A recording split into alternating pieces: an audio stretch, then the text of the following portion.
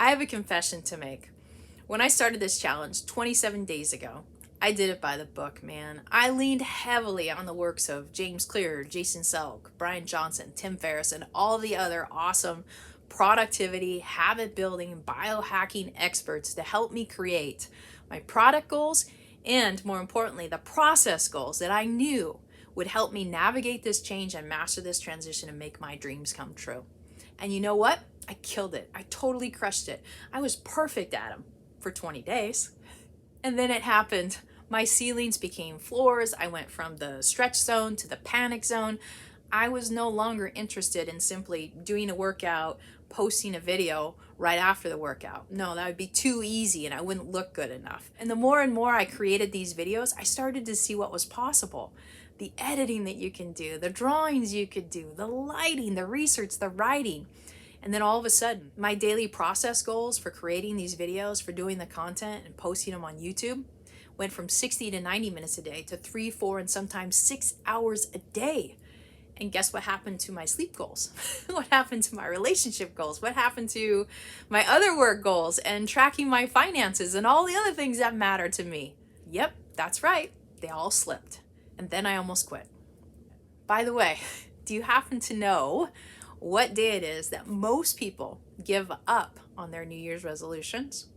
January 19th is the day most people quit their New Year's resolutions. Knowing that 19 days is the average, it's not surprising that I almost lost it on day 20, you know?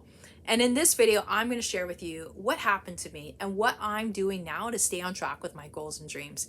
It's my hope that you'll watch this video before January 19th, so hopefully you'll find some support in it, some inspiration in it to help you stay on track with your dreams and goals in 2021.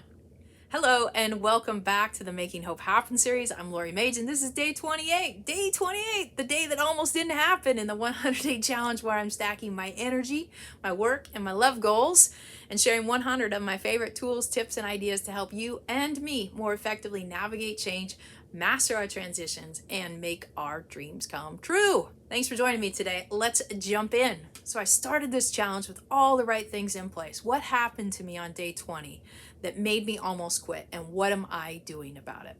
Well, when it comes to navigating any change or accomplishing any goal in our life, there's going to be a degree of tension involved, right?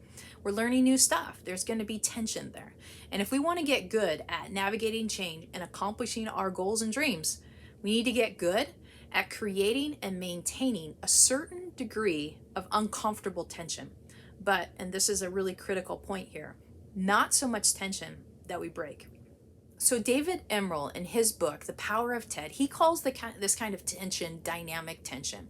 And he uses a rubber band like this one here to help us better understand what dynamic tension should look like and feel like. In his model of dynamic tension, there's 3 parts to it. There's comfort zone, which has no tension. There's stretch zone, which has some tension, just the right amount of tension. Researchers would say we want about 4% tension in our lives if we really want to find that sweet spot, that sense of flow in our life. It's the 4% in the stretch zone, right? And then the third part of his model is the panic zone, and we want to avoid the panic zone. An example of this would be, say you want to run a marathon, right? And so to run a marathon tomorrow and you haven't done any type of training, that's going to throw you into the panic zone, right? And you have 3 options when you get thrown into the panic zone. You're either going to burn out, right? You're going to burn out and end up quitting, right? Or you're going to immediately opt out because the tension's too hard. Or what the wisest people do is they dial back the goal a little bit, right? So if I was going to go for a marathon, if I wanted to find that stretch zone, I might systematically say, okay, I want to do a marathon this year, but I'm going to do it in December. And I'm going to dial it back and say, okay, in that case, in August, I'm going to do a half a marathon. And then this month, I'm going to do like a 5K, right?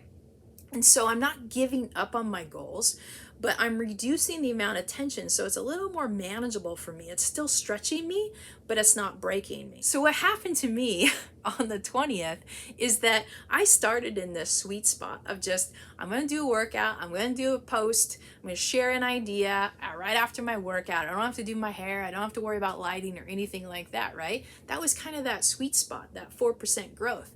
Well, as I started to do the videos, I was like, wow, these are starting to be fun. And I started to learn a lot more about it.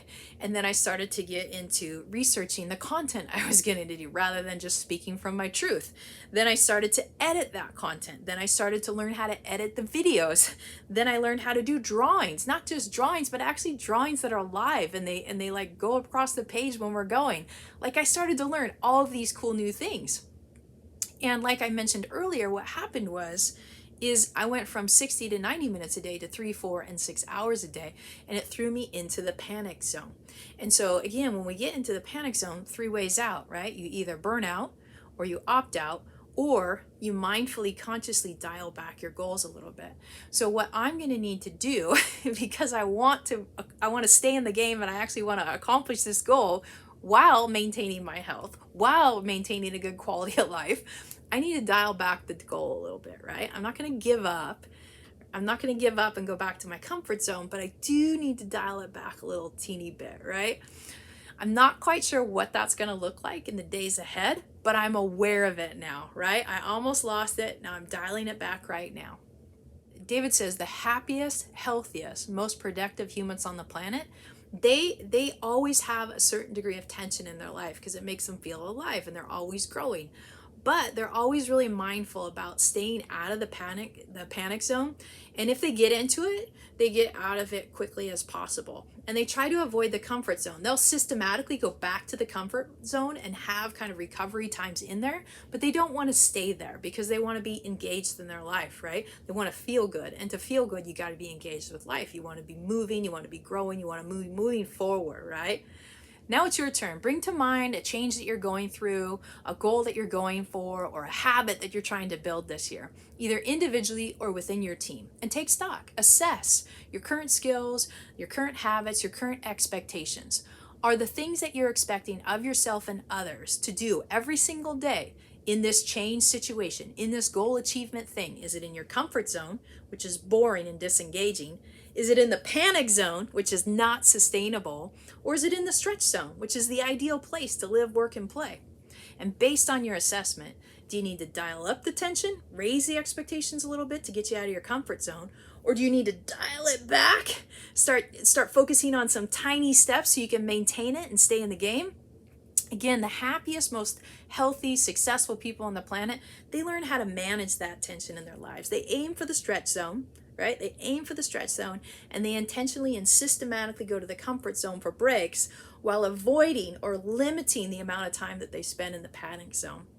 I slipped into the panic zone last week, and rather than opt out or give up or wait till burnout forced me out, I'm redefining my daily expectations. I'm going silly, stupid, small.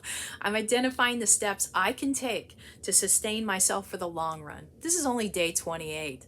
That's it. I got a long way to go in these 100-day videos, right?